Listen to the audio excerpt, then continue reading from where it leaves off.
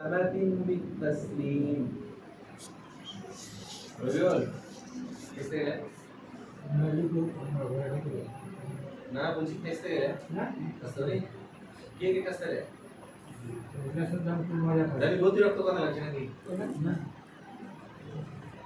হ্যাঁ জুরা তিনটা মনে যে লাগছে ঠিক আছে ঠিক আছে نقول بدي احكي التعبد لله تبارك وتعالى باقوال وافعال مخصوصه مفتتحه بالتكبير ومختتمه بالتسليم. এবার দেখো তারিফটা একদম সম্পূর্ণ আছে কিভাবে আতা'আব্দুু লিল্লাহি তাবারাক ওয়া তাআলা আল্লাহ রাব্বুল আলামিনের ইবাদত করা বিআকওয়ালিন ওয়া আফআলিন মাখসুসাতিন মানে নির্দিষ্ট কিছু কথাবার্তা এবং নির্দিষ্ট কিছু কাজের মাধ্যমে যা আরম্ভ হয় তাকবীর দ্বারাতে এবং যা শেষ হয় সালাম দ্বারা কি শুরু হলো বলো তো কিছু শুরু হয়েছে কি রুকু সাজদা শুরু না রুকু সাজদা ভালো ইবাদত ইবাদতের মধ্যে হলো মুমতাজ আফআল ওয়া আকওয়ালের মধ্যে চলে আসে ওই যে মাখসুসাতিন শর্ত লাগিয়ে দেওয়া গেছে ওই জন্য কেউ যদি রুকু বাদ দিয়ে অন্য কিছু করে তো ফের এই মাখসুসাতিনের মধ্যে ধরা পড়ে মানে মাখসুস আমল আর মাখসুস আকওয়াল বলতে হবে যেগুলো আমরা হাদিস থেকে গ্রহণ করব বুঝতে পারলেন এটা হলো পরিপূর্ণতা তাহলে সালাত কাকে বলে নির্দিষ্ট কিছু ও নির্দিষ্ট শর্ত লাগাবে নির্দিষ্ট কিছু কথাবার্তা এবং নির্দিষ্ট কিছু কাজের মাধ্যমে আল্লাহ রাব্বুল আলামিনের ইবাদত করা যা আরম্ভ হবে তাকবীর দ্বারাতে এবং শেষ হবে সালাম দ্বারা বলুন সালাত হয় নির্দিষ্ট কথা এবং কাজের দ্বারা আমরা ইবাদত করা যা বুঝে গেল শুরুতুস সালাহ কি ইবাদত আছে প্রথমে ওই শুরুতুস সালাহ ওয়াইয়াতিসালাম মানে কি 9 তাহলে বুঝতে পারা গেল যে সালাত এর শর্ত কয়টি 9টি শর্ত না হলে সালাত হবে না দলিল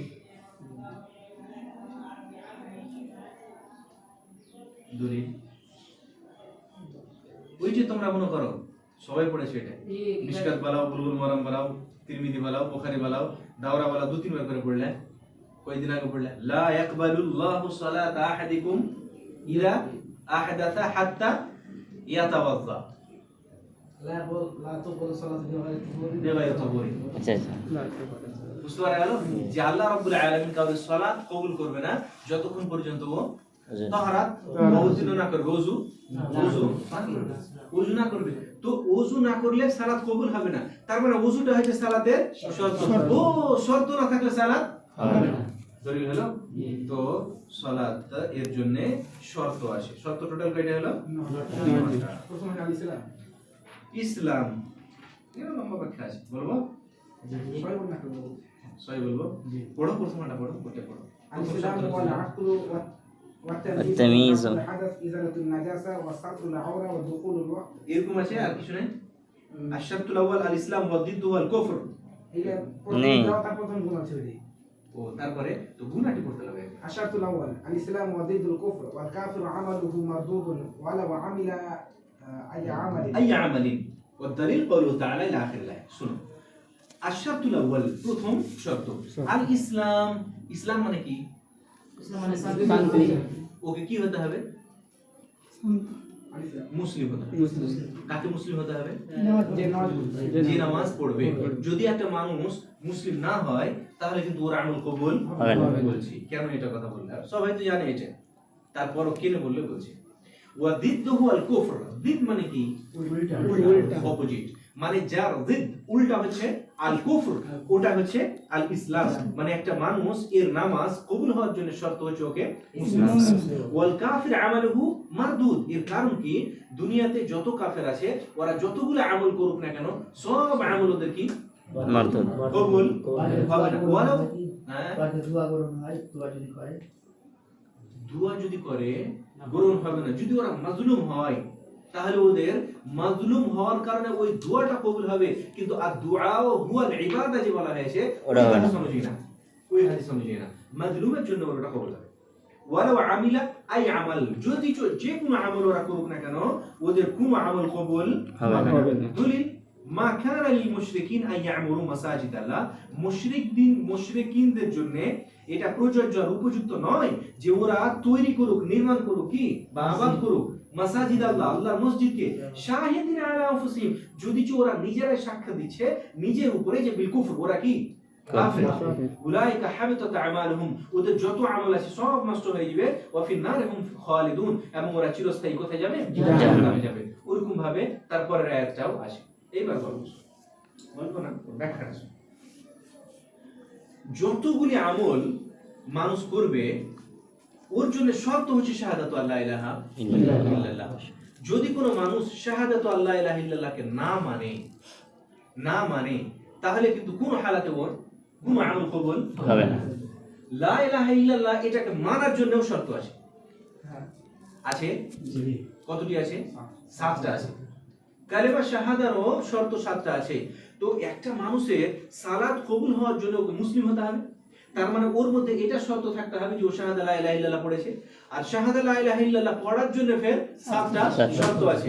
ওই 7টা শর্ত থাকলে ওর কালেমা ঠিক হবে, আর ওর ওই কালেমা ঠিক হলে ওর সালাত কবুল হবে, আর নইলে কিন্তু ওর সালাত কবুল হবে না।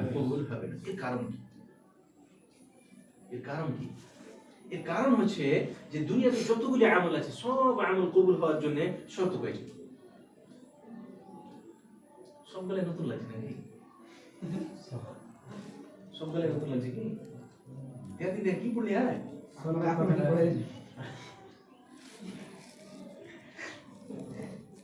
যে কোনো ইবাদত কবুল হওয়ার জন্য, এটা আমি প্রায় ক্লাসে বলেছি, দুটা, আল ইখলাস ওয়াল মুতাবাআ। যে কোনো ইবাদত কবুল হওয়ার জন্য শর্ত কয়টা? দুটো। এক নম্বরে কি? ইখলাস।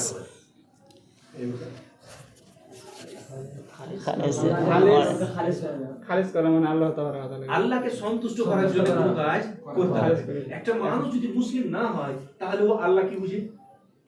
আল্লাহকে সন্তুষ্ট করা কি বুঝে? তো কি করে তাহলে ওর সালাত কবুল হবে?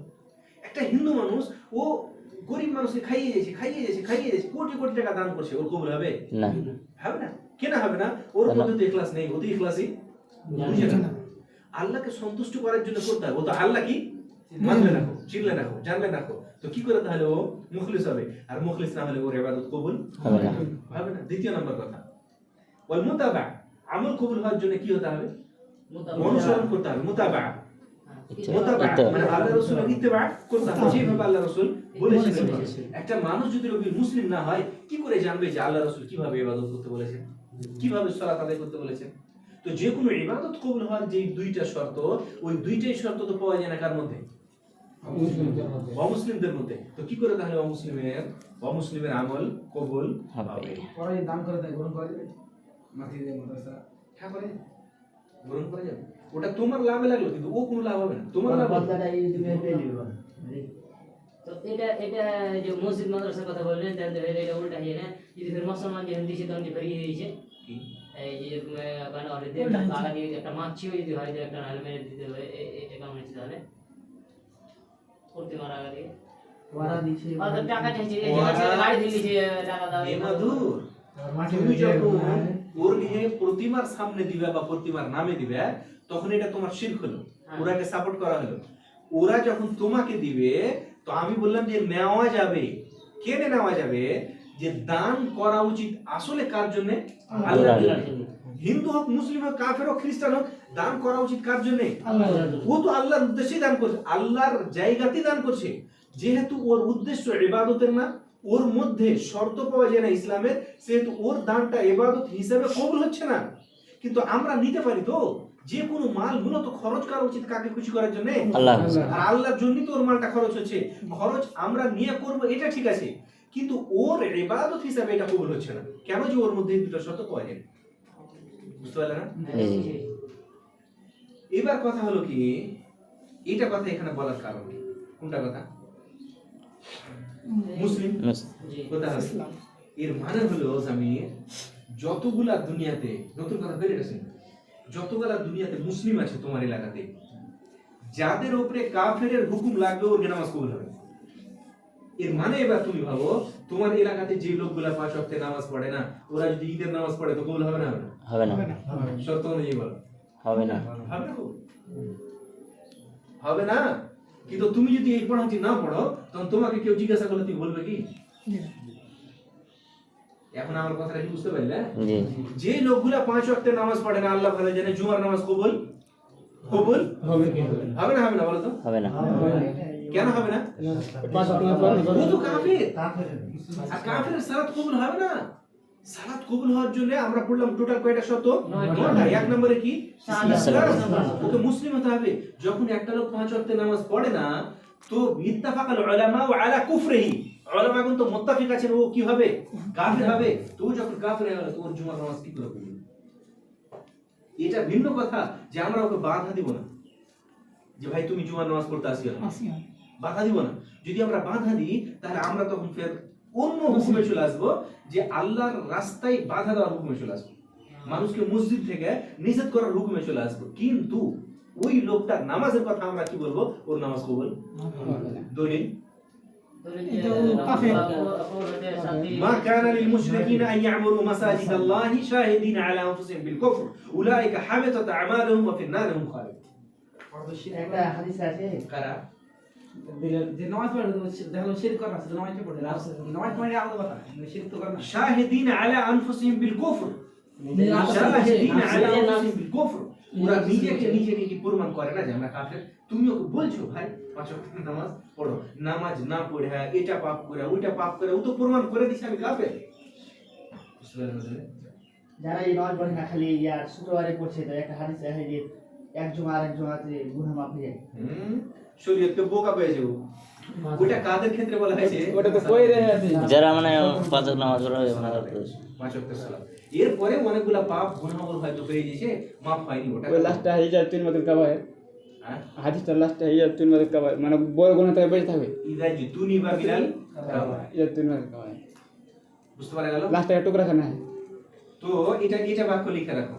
ইদান ফাকুল্লু কাফিরিন বা ফাকুল্লু ইনসানিন, ফাকুল্লু ইনসানিন কিভাবে পিছ দিলে হুকা হবে? হ্যাঁ কিসের পরিপ্রেক্ষিতে? মানে ফল কথা, এটা সার সংক্ষেপ হলো এই শর্তটা 1 নম্বর শর্ত লিখতে পারো। মানে 1 নম্বর শর্ত লেখা শর্তুল আউয়াল আল ইসলাম, বলো কি না? এগুলা তো তোমরাকে আমি লিখতে বলবো তাহলে লিখবো, যেগুলো মোটা কথা দরকারি আছে ওগুলো লিখে নিতে হবে। বুঝতে পারলে না? এবার তো শর্তগুলো বললাম, বার কিছু আর কিছু আর কিছু। জামির এটা পড়েছি আমি যেটাই বই ক্লাসে পড়েছি, আমার দেখবে বইয়ে কি করা আছে। বুঝতে পারলে কি? এগুলা কি টিচাররা বলবে হ্যাঁ লেখো, এখানে লেখো, এখানে লেখো, নোট চড়িয়ে নিতে হবে। ফাকুল্লু না ইদান ফাকুল্লু ইনসানিন ইহকামু বিকুফরিহি, ইদান ফাকুল্লু ইনসানিন ইহকামু ইহকামু বিকুফরিহি বিকুফরি সালাতুহু গায়রু সাহিহা। এর মানেটা কি বুঝতে পারলে? বুঝতে পারা গেল ইদান মানে এখন বা ফলাফল, অতএব কুল্লু ইনসানিন প্রত্যেক মানুষ, ইহকামু বিকুফরিহি যার উপরে কাফেরের হুকুম লাগা হবে, সালাতুহু গায়রু সাহিহা ওর সালাত সহিহ হবে না। যারা অবশ্যই এটা কি বুঝতে পারা গেছে? জানাটা কাছে দেবে বাংলা দিতে হাওয়া আছে। আচ্ছা বলা আছে।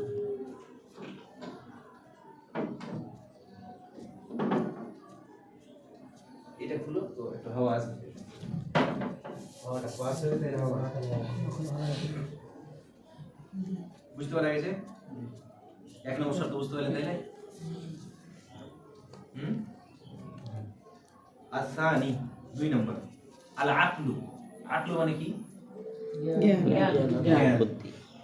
জ্ঞান হতে হবে, জ্ঞান। এখানে জ্ঞান থেকে মুরাদ কি? ওয়াদিদ্দহু পড়ো না, ওটা পড় না। ওয়াদিদ্দহু আল জুনুন, জুনুন পাগল। জুনুন পাগল। কি রকম পাগল? কতখানি পাগল? হ্যাঁ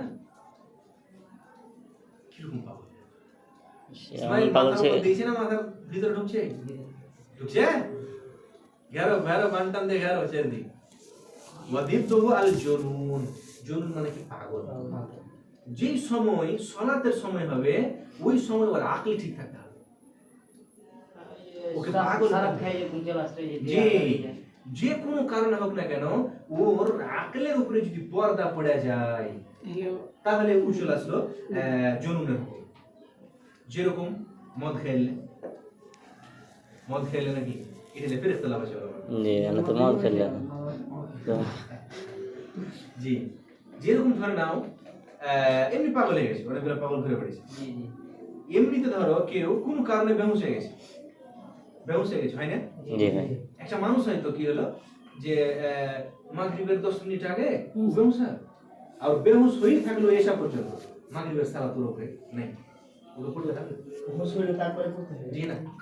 যদি ও টাইমের মধ্যে হুঁশ না ফিরে তাহলে ওই সময় তুই পেলেই না, যখন না পেলে তোর উপরে ফরজ হলো। তাহলে আল্লাহ রসুল যে তাহলে মাফ হবে। আল্লাহ রসুল যখন নামাজের জন্য খাড়া হয়ে দিয়েছে তখন এই ফের বেমসে গেছে, ফের ইয়ার কয়েকদিন হুঁশ আসেনি, কয়েকদিন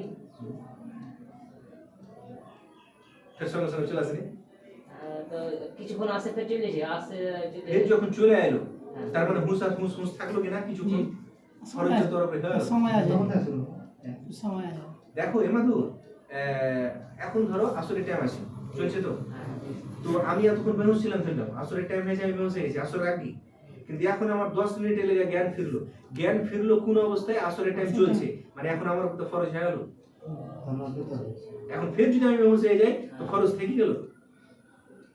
আমার উচিত ওই সময় সব আগে কি কাজ করা? হ্যাঁ, এবার বুঝতে পারলে? তো জ্ঞান না ফিরলে নয়টাই করতে হবে। ওর ওই সময়ের মধ্যে যদি জ্ঞান না ফিরে তাহলে নামাজ পড়তে যেরকম বলি দিই ওইটা কথা, কারণ ওইটা ফের কোনোদিন পড়াবে মুখ আসবে না লাগে। সিয়ামের কথা শোনো, একটা লোক, এটা বড় মশলা হলো, তোমরা ছোট ছোট ছেলে দেখো থেকে দিয়ে না ভাই বেশি করে চলো না গরম জন্য বেকার একটা লোক ও রমজান মাসে যাবে, সারা মাস অসুখ থাকলো, এবার ও 10 দিন পরে মরে গেল। অসুখ আছে ওকে রমজানে, কিরকম অসুখ? জ্বর আছে, সবাই জানে যে হ্যাঁ অসুখ পরেও ভালো হয়ে যাবে, ভালো হওয়ার পরে রোজা রাখবে। এবার ভালো হইল না, অসুখ অবস্থা দি রমজানের 5 দিন পরে ও ডিলেট মরে গেল। ওর রোজাটি কি হবে? ওই রোজা মা ফেলো না হ্যাঁ? অন্য কাউকে তার বদলে রেখে দিবে না না ওর তো কিন্তু পাগল ছিল, তোমার বিষয়ে ওরা দিয়ে তুমি পড়ে গেছো। ওটা পাগল ছিল। ওর আশঙ্কা ছিল ভালো হতো, তো ভালো হতে পারলে না তো তোমার হলো তা তার এটা ওয়াজিব তো ভালো নাই। হয়, যদি আমার কাছে থাকে, সাথে সাথে এইটা আর মিষ্টি দিয়ে খাবার দিলে ওইটা এটা বড় মুক্তি আরো। না না আসলে মনে করেছে যে পরবর্তী রোজা করলিব যদি ভালো হয় তো ভালো আসলে তোমাকে তো এটা বলা দরকার গো, কেনে যে এই আলোচনাটা যখন আমি করি বললাম তো তুমি তো বুঝছিলে, তার মানে শুনোনি, শুনেছি 100% ভালো দিকে তাকাও তুমি ছিলে সেদিন এইটা আলোচনা ছিল বলছি না, আপনার তো কই দেখো কই বলছো? বলো ও তখন কই খেয়াল আছে ওই খেয়াল আছে। কথা হলো ওকে রোজা রাখতে হবে না, ওর উপরে রোজাই তো ফরজ হয়নি। পাগল ছিল ফামান কানা মিনকুম মারিদান আও আলা أو على আও আলা সাফারিন ফাইদ্দাতুম মিন আইয়ামিন উখরা। ওকে রোজা রাখতে হবে কখন? পরে। তো পরে তো সময় হলো না, সময় ও পাবেন তো অসুস্থ অবস্থাতে ডিলেট হয়ে গেল, ওই জন্য আল্লাহ আলামিন সওয়াব ও মাআফু আন যদি রোজা রাখতে তাহলে সাধারণত পরিচালিত হয়েছে যে গ্রামে যে আর তো মাসের রয়েছে এটা তো আর আত্মীয় দয়ে বুখারী হাদিস আছে ওটা সমা আন ওয়ালিয়ুহু, ওটা কার ক্ষেত্রে বলেছে? ওয়াজলা মুলবিরা বুঝে না, ওটা বর্তমানে সেটা বলা হয়। বুশারি তো আছে তো, হ্যাঁ। তো বুঝে সে হাদিসটা ফুল ব্যাখ্যা করছে বলি। এখন এটা ঠিক আছে চলো আজ সালাত হবে না, তো আচ্ছা ঠিক আছে। আচ্ছা মাসলা আছে, তোমরা খালি ফটো দিও না মডেলিকেরা, বলবে আমার জানা নাই তো, আমরা তো মরবে।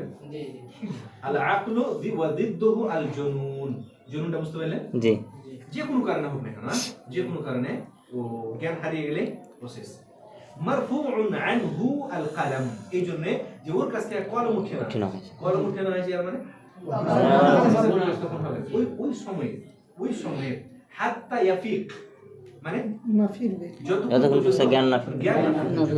জ্ঞান না ফিরবে। ওই যে হাদিস আছে তোমার আবু দাউদের হাদিস, রুফিআ আল কালামু আন থালাথাতি, আন নাইম হাত্তা ইস্তাইকিযা, যতক্ষণ পর্যন্ত কি না হবে, জ্ঞান জ্ঞান না জাগ্রত না হবে, জাগ্রত জি অবস্থায়। না। এখন ধরে নাও একটা লোক ঘুমিয়ে আছে, আজান হয়ে গেছে, ওর উপরে এখনো নামাজ ফরজ হয়নি। হয়নি, ও জাগবে ফরজ হবে, জাগবে ফরজ হবে। হামদুলিল্লাহ দুটা মিনিট এই! হ্যাঁ, এই তো যখন দেখবে তখন আচ্ছা, ওয়াল মাজনুন হাত্তা ইয়াফিক ওয়াস সগীর হাত্তা ইয়াবলুগ, বাচ্চা যতক্ষণ পর্যন্ত বালিগ না হয়। তুমি 7 বছর কইছে কেউ এখন ওইটার আলোচনা আসেনি, আসবে। এখন আলোচনা চলছে তোমার আকলে আর জ্ঞানে। এখন তাহলে বুঝতে পারা গেল যে আইয়াকুন ইনদাহু আকলুন, ওর কাছে জ্ঞান থাকতে হবে, যে জ্ঞানের দ্বারা ও ভালো মন্দ কি করতে পারবে, পার্থক্য করতে পারবে। যদি দুনিয়াতে এরকম কোনো মানুষ থাকে যে ভালো মন্দর পার্থক্য করতে পারে না, তার মানে ওর উপরে সালাত ফরজ নেই। যারা হয়তো বউবা, যেরকম আমার ছেলে শুনতে পায় না, বলতে পারে না, শুনতে পাই না তো ওর উপরে সালাত ফরজ হবে না, হবে না, এই শর্ত অনুযায়ী বলবো। আল্লাহ সালাত ফরজ হবে না, কিন্তু বুঝে না তো, ফরজ হবে না হবে না। জ্ঞান আছে সে জানে না। জ্ঞান ইতিহাস বখারি বেটা তোমাকে চড়াইবে আমার বেটা, জানো কি? হবে ও যায় না থাকলে ওটা চড়াবে, কিন্তু যদি না শুনে না বুঝে তাহলে ফরজ শর্ত আছে আকলের, ওর জ্ঞান ঠিক আছে। শুনতে পাই না তো কেন কেটে ফেরি করবো? আচ্ছা পড়েছে, ও পড়েছে, ইতে না দুনিয়ার মাথা সব থেকে কাজ না। করে নিছে ও, হ্যাঁ। আর নামাজি পারবে না বুঝতে পারলে? একবার আজ থেকে 2 বছর আগের কথা বলছি, ওর বয়স ছিল 7 বছর, তখন 7 কেন 6 বছর। তো আমার একটা ছোট বেটি আছে, একটা ভাতি, ওরা কিনে স্কুল যেছে রাখতেও, বুঝতে পারলে? তো একটা কুকুর আসছে, কুকুর ওই মানে 2-3টা কুকুরই করবে এখন, মানে বাচ্চা তো খাও খুব করছে, তো দুজনাকে হাত দিয়েও পিছা দিয়ে করেছে, আর কুকুরকেও লাত দিয়ে মারবে এখন, বুঝতে পারলে? একটা ফটো দেখেছিল গত বছর তোমরা, তো জ্ঞান কেমন আছে ওর? আর ইতে দেখ সরল করছে, এখন এই বাড়ি এসে ওর কাজ, তো সরল ও করছে, তো আমাকে তখন সরল দিতে বলছে, তো একটা সরল দিয়েছে, আমি ভারী না, পারে না, আমাকে বুঝিয়ে চাইছে। তো ওরা কি স্কুলে কি করে পড়েছে, আমি কি করে বুঝাবো, বুঝে দিলে না, আমাকে বলছে এই মানে আমার ব্রেন নাই, বুঝতে পারলে কি? তোর উপরে সালাত ফরজ না, ইলিয়াস বখারের বেটা বলছে ও কি করে পড়বে, ওকে দুয়া গেলে আমি এক এক করে সালাতে সবটি লিখে দিয়েছি, তুই মাথায় ওটা সবটি, যে পরে ওকে ধরছি এটা কিসের দোয়া, হ্যাঁ যখন এরকম করে থাকবো তখন এটা বলতে হবে, জ্ঞান নেই, ওই জন্য ওর উপরে সালাত ফরজ। জ্ঞান যদি ঠিক থাকে, এখানে শব্দ আছে আল আকলের, আল আকলের, তোমাকে এখন আমার পড়াবের মানে তো হচ্ছে এটাই, বুঝতে পারলে? জি। তোমার ভাবনাতে তোমাকে রেখে দেবো, তো এত গরম কেন বলবো?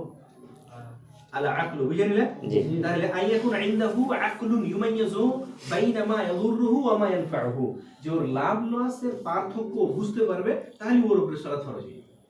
আর যদি ও বুঝতে না পারে, তাহলে ওর উপরে সালাত ফরজ হবে না। হবে না। বুঝতে পারা গেছে? জি। ওর কাছে জ্ঞান থাকতে হবে, ওই সময় জ্ঞান থাকতে হবে, তাহলে ওর উপর সালাত ফরজ হয়ে যাবে। দলিল এই যে রফিআল কালামু আন খালাল, বুঝতে পারা গেছে? আর বলবো কি? হ্যাঁ যদি আগে জানতাম যদি ভালো না না, আর আগে আর হলো, এগুলো তো খুব একটা বেশি আলোচনা নেই, নাটকের ব্যাপারটা তো সোজা কথা।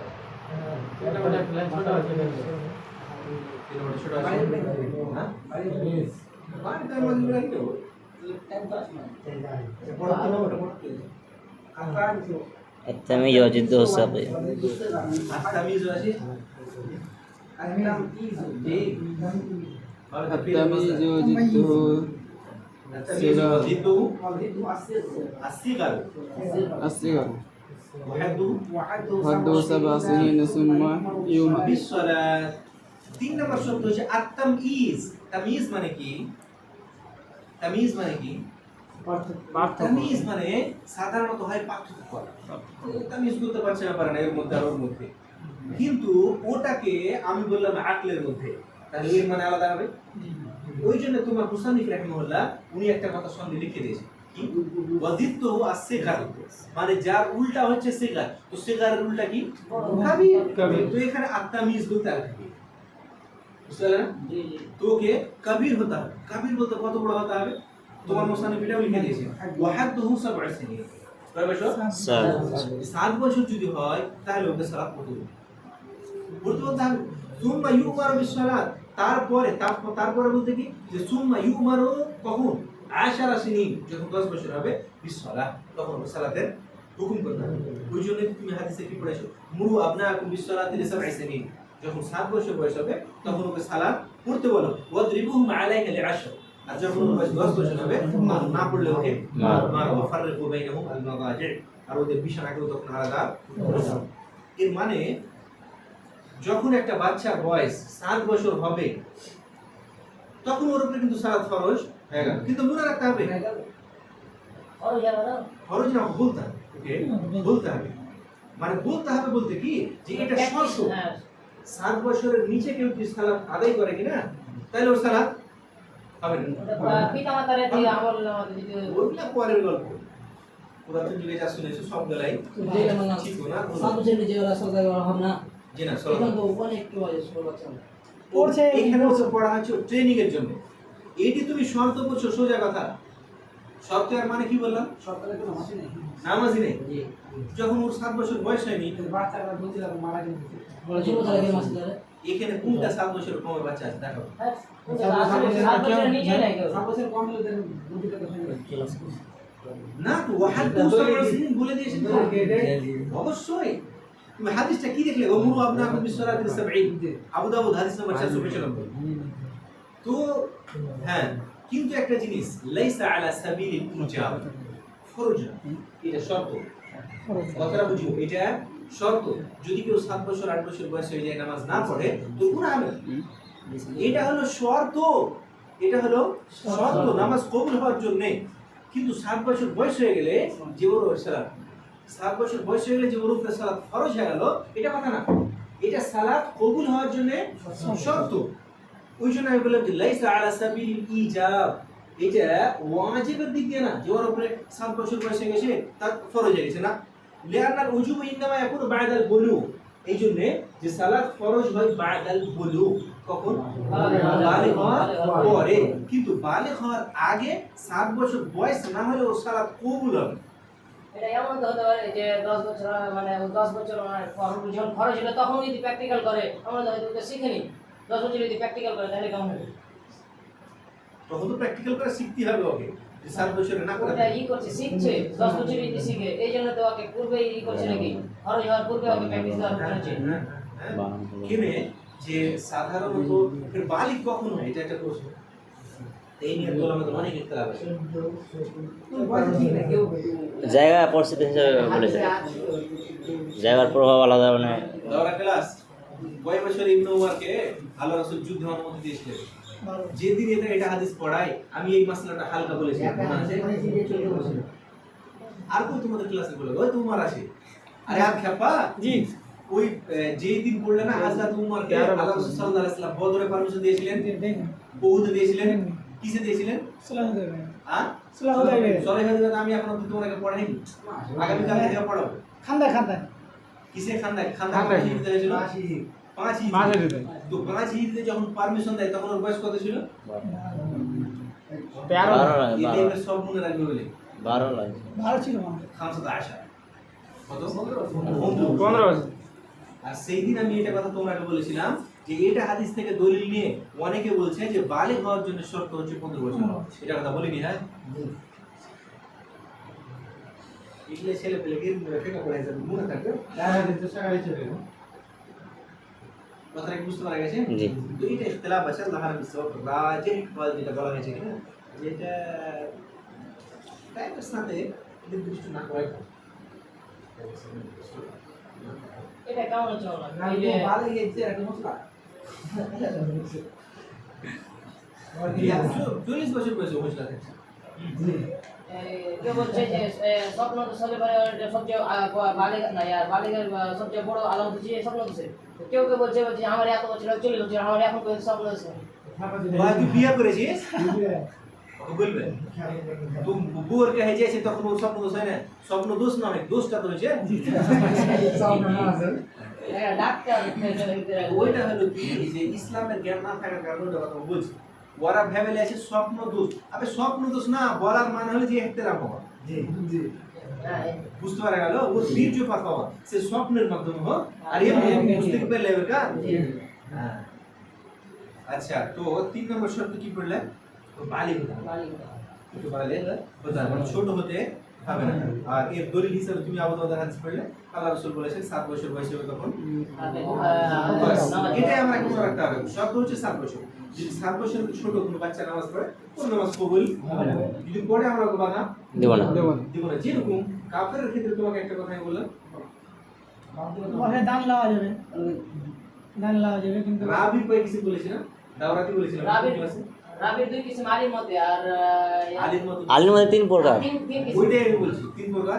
তার মধ্যে 1 নম্বর কি পড়েছো? আল-আরাবি পড়েছো? আল-আরাবি এই যে দেহাতি ও বাহির বসে থাকবে, যে শেষখানে একটু এসে শুনে নিলে যে বানিয়ে তখন বলতে লাগবে এরকম পড়েছিলেন। জি জি বাহিরে এখন পড়া থাকলো আর এখন এসে বলে দিল ইসলামের শর্ত পড়ে তখন ছিল ইসলামের শর্ত যখন পড়াই তখন একটা কথা বললাম না, একটা কাফের একটা 5 ওয়াক্তের নামাজ ত্যাগকারী যদি মসজিদে নামাজ পড়তে আসে ওকে তুমি বাধা দিবে কি? যদি ওর সালাত কবুল হয় না, বাধা দিলে তুমি তখন ওই আমতায় চলে আসবে আল্লাহর রাস্তায় বাধা দেওয়া। বললাম না ওরকম ভাবে যদি একটা নাবালক মসজিদ আসে তো ওকে বাধা দেওয়া যাবে না, কিন্তু পার্টিকুলার ওর সালাত কবুল হবে না। হবে না। এই জন্য যে শর্ত ওর মধ্যে পাওয়া নেই। ক্লিয়ার? খালি 7 বছর আর বাড়ি হয় আরে পাগল ফরজ হওয়ার লেগা বালে আর নামাজ কবুল হওয়ার লেগা 7 বছর পর নামাজ পড়লে ও নামাজ কবুল হবে, কিন্তু ওর উপরে এখন ফরজ হয়নি। ওকে আসা দরকার, আসবে শিখবে জানবে। বাচ্চারা মসজিদে আসতে পারেন, আগে স্যার উপরের মধ্যে পার্থক্য কি মানা? গ্রামে কিছু লোকের চেহারা আছে তো বাচ্চারা ধমকি দিচ্ছে মসজিদে তাই তোমার মতো বলা যাবে না। আমি ছেড়ে যা পড়ে না হয়ে গেছে আমার তো থেকে আগা আগে নয় করতে না হাসান না লোন কি তো গাড়ি তো দিচ্ছে স্যার তখন তোমাকে ফাটা পাবলিক গাল বলবে কি জানো, এইগুলা বাচ্চা কাচ্চা হাসান বসে আছে বলে সব আবু লাহাব আর আবু জাহেল ছেড়ে দিলা। মাসলা আওয়াজ থেকে আস্তে কেটে দিচ্ছে। এইগুলার ব্যাপারে ডিটেইলস আলোচনা করেছি যখন ফিকারি বইগুলা পড়তে লাগবে এই মশলাটা নিয়ে যে বাচ্চারা মসজিদে নিয়ে আসতে পারবো কিনা। তো রাজে যেটা বলা হয়েছে ওটা নির্ভর করবে বাচ্চার উপর, তার উপর বাচ্চার। এখন দেখা গেল যে একটা এমন বাচ্চা আছে যে শয়তান ওর পেটে মাথায় বুকে সবসময় ঢুকিয়ে আছে, ও এসে ঘুরবে ওকে চিল্লাবে মারবে দৌড় এখান থেকে ওখানে তো অন্য নামাজে খুশু ঠিক থাকবে না। যদি এরকম হয় তো এই ক্ষেত্রে আমরা বলবো কি যে ওর বাচ্চাকে মসজিদ হবে না। আর যদি তোর বাচ্চাটা ভালো হয় শান্ত হয় অনেক বাচ্চারা বসে আছে বা হয়তো আবার সাথে বাপের সাথে সাথে করছে এগুলা বাচ্চাকে আসলে কোনো অসুবিধা নেই, কিন্তু আমরা এগুলা বাচ্চাকে নিয়ে আসতেও বলবো। কিনে নিয়ে আসতে বলবো না, হাদিসে নিয়ে আসতে পারেন। তুই ফের বলবে যে আল্লাহ রসুল তো নিয়ে আসতো, নিয়ে আসাটা শুনলাম তাকে ফের তখন তোমার মুরগির উপরে রাখবো সব কেনে বলবো এত বড় বড় চুল রাখাটা কি এই যে এরপর বলবো না ওর মুরগি সব করে নাকি কি কি খেয়া বলেছে এটা কথাবো যে এখান থেকে চুল কাটতে শোনা একটা প্রোগ্রাম ছিল ইটাহারে আমি আজকে শেখ মুসাল্লাম গেছিলাম কাতারের সাথে আমার সাথে তো বসে আছে একটা ওর নিয়ম কি বলে ভালো ছেলে লাগো বেটা দেখা যাচ্ছে যে মানে ওর বউয়ের পেট থেকে আমি বেরিয়েছি তোর মায়ের তোর ভাইয়ের ঘুম আর কিছু তো ভালো এবার বসে আছি একটা লোক এসে এই মশলাটাই জিজ্ঞাসা করছে যে মান আছে এত বড় বড় চুল রাখাটা কি ফাটাম বল দেখি শোন না। তো আমি শিক্ষক মানুষ কি বলবো শুনে আছি আছি আছি আর সহ্য হলো না। তো আমি তখন বললাম যে এটা বললেন এটা ভালো করে বুঝিয়ে বলেন তো বুঝতে পারলাম ও তখন ফাটাম বুঝে গেছে যে কিছু না এর মত উল্টা আছে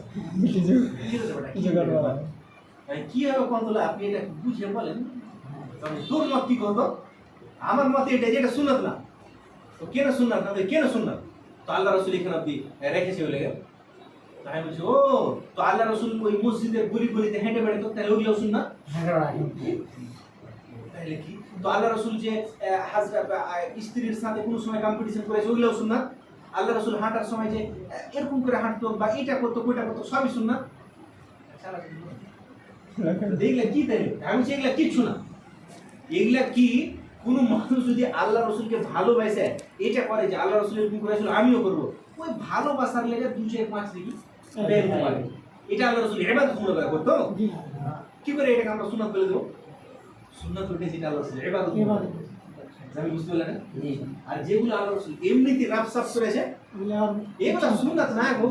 আল্লাহ রাসূল এরকম রুমে বাথরুম করেছে, ওরকম রুমে বাথরুম করা তাই সুন্নাত? আর আল্লাহ রাসূল সামনে ছিল সেটাও সুন্নাত যে পরিচালিত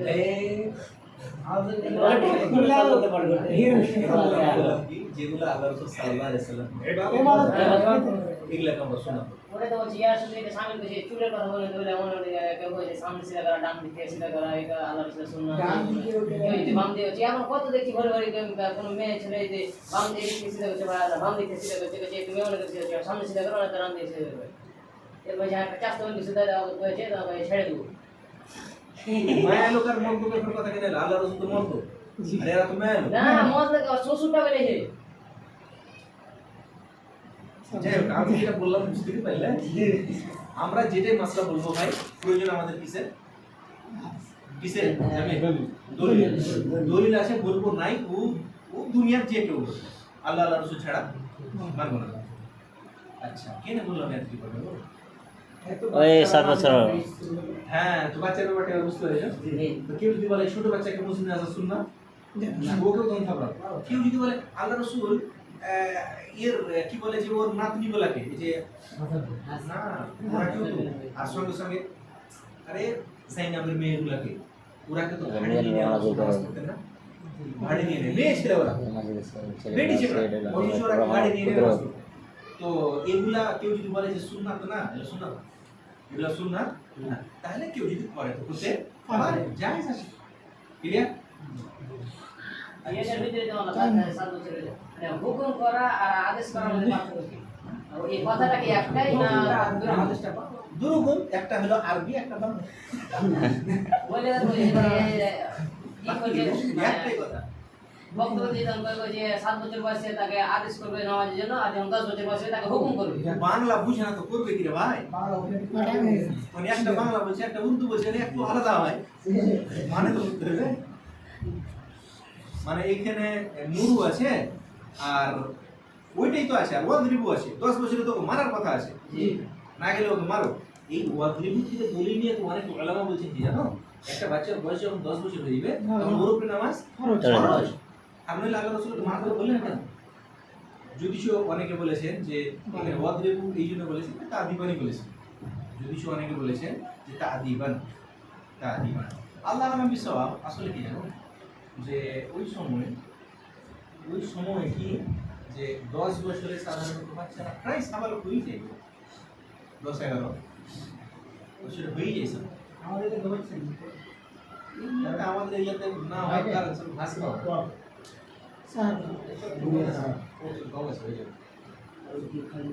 জ্যাক এটা কথা বুঝতে পারলে কি তাহলে 7 বছর বাচ্চাকে হয়ে গেলে ওরাকে হুকুম করতে গেলে তো এটা ওজুবান নাকি শুরুতান এটা শর্ত কবুল হওয়ার জন্য ওজুবান হবে কখন যখন ও বালিগ হবে যখন ও বিছানা আলাদা করার মানে হলো কি যে চলে জানা হয় কে মানা করছে হ্যাঁ চলে যাও অন্য কালাকে খারাপ করে করছে আরো তো বিছানা আলাদা করার মানে হলো যে 10 বছরে বাচ্চারা বড় হয়ে যায় সাবালক না হলো সব কিছু বুঝে নেবে এবার ওরা দুই ভাই যখন এক জায়গাতে থাকবে তখন ওর মধ্যে সেইটা জায়গা না দুইজন থাকবে তিনজন আরেকজন আছে তিনজন সাইডে সামনে আচ্ছা বাস বলো বুঝতে পারলে তিনটা জি তিনটাই শুনলে না তিনটা থেকে অন্য কিছু শুনলে অনেক বেশি গেল অন্য কিছু শিখে গেল তো 4 নম্বরটা পড়িও না কিনে জানো 4 নম্বরটা পড়তে হয় 1-2 মিনিট হালকা মানে আছে ফোনটা বুঝে দেবে 4 নম্বরটা হালকা বলবো হালকা আজকে লাই উত্তরটি জেনে আসতে হবে বলে দিচ্ছি আজকে লাই পরের দিন পরের দিন এটা চারা কম ইলে দোকান করে হাদাসের ব্যাপার আছে হাদাস কাকে বলে হাদাস কয় কিসিম বুঝতে পারলে তারপর এর মধ্যে যখন চলে আসবে ফের ওই তাইমুমের কথাটা ফুফের উপরে মাসা করাটা ওজুর ব্যাপার চলে আসবে স্যার ঠিক আছে এই ছেলেটা হাদাসের ব্যাপার আছে বাকি 10টা শর্ত আছে হ্যাঁ ওর পরে 10 শব্দ আছে শুরুতে কিসের 10 শব্দ জানো তুই বললে তোমার ওজু হয়েছে কিনা আল্লাহ বলে ওজু খরচ করে অজু চারটা ফরজ আর এই নিয়াতের যে কথা আর অজুর উপর শর্ত কয়টা? অজুর শর্ত অজু শর্ত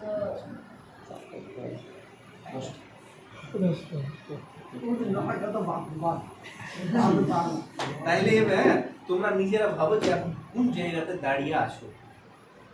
আমার কথা কি বুঝতে পারলে না? 1 বছর পরে যে ফারিক হবে তাহলে কোন জায়গাতে দাঁড়িয়ে আছো। আর এগুলোর জন্য দায় খারাপ হবে। আমি ঘুরে ঘুরে ফের শুরু করেছি। আপনারা সেনা হলো আনছি মানে 50-50